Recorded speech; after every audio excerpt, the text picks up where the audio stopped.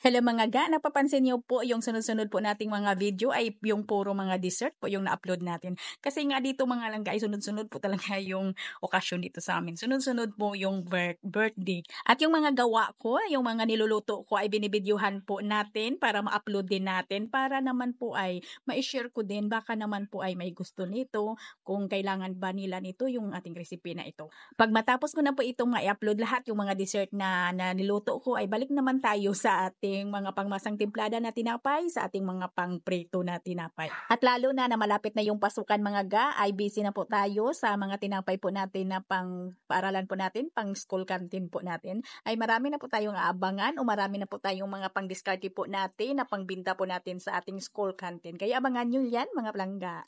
Dito sa ating recipe ngayon ay pwede kayo ditong gumamit ng dalawang 8x3 na round pan. Yung sizes ng ating tray na ginamit ko dito sa ating recipe ngayon ay 8x12x3 rectangular. At yung mga measurement ng ating mga ingredients na ito sa ating video ngayon ay ilagay ko lang po dito sa ating caption ha. Yes mga palangga, yung ginamit ko diyan na asukal sa ating butter, sa ating cake butter ay 3/4 cup lang para hindi lang masyadong matamis. At ganun din po sa ating mirang, 3/4 cup lang po na puti na asukal yung nilagay ko para hindi lang po talaga masyadong matamis. Kasi nga pag hinati ko na to ay lagyan ko pa ng icing at sugar syrup na din para mananatili yung moist sa loob ng ating cake. At kung gusto nyo naman na maging matamis talaga yung inyong cake ay gawin yung 1 cup yung ating sugar sa ating cake butter at 1 cup din yung sugar sa ating meringue. Siyempre, pag sinasabing cake, sinasabing dessert ay wala talagang matabang, kundi matamis po talaga. Ay nasa sa atin na yan kung magbawas po tayo dito ng kaunti lang na asukal at wag lang masyadong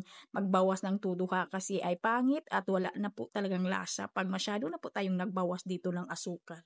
Ayan mga ga, ang ganda po ng alsa ng aking mirang. 10 piraso lang yan na egg white na medium na itlog. Halos na puno yung aking bowl. Ang ganda po talaga ng alsa ng ating egg white lalo na kung wala po talagang halo kahit na maliit lang or kunti lang po talaga diyan na egg yolk.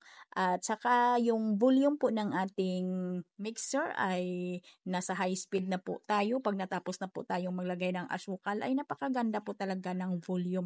At lalo na pag bago talaga yung itlog natin, ay napakaganda po talaga yung alsa ng ating mira. At dito sa part na ito mga ga, sa paghalo po natin, ay kailangan po ay marunong po talaga tayo ditong mag-fold na hindi lang po natin ito ma-overmix. Kailangan po ay padandahan lang po yung pag-cut and fold po natin. Pag nakikita po natin na nag-well combine na po, na wala na po tayong nakikita na mga cake batter, ay tama na po yan mga palangga. Para naman po ay hindi mapatay yung mga grano ng ating mixture para maganda talaga yung alsa ng ating cake. At sa point na ito, kung nasa ganito na po kayong process, ay nagpainit na po kayo ng inyong oven mga ga. At sa mga ganitong sizes ng ating cake pan ay nasa 170 to 180 degrees Celsius for 40 to 50 minutes. At mga ga, ay remember po, ay depende po yan sa gamit po natin na oven.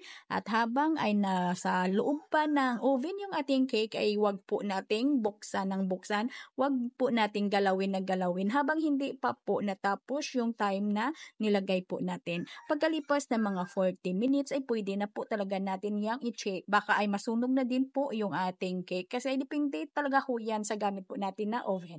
Ayan, hanggang dito lang yung video natin. Bye-bye!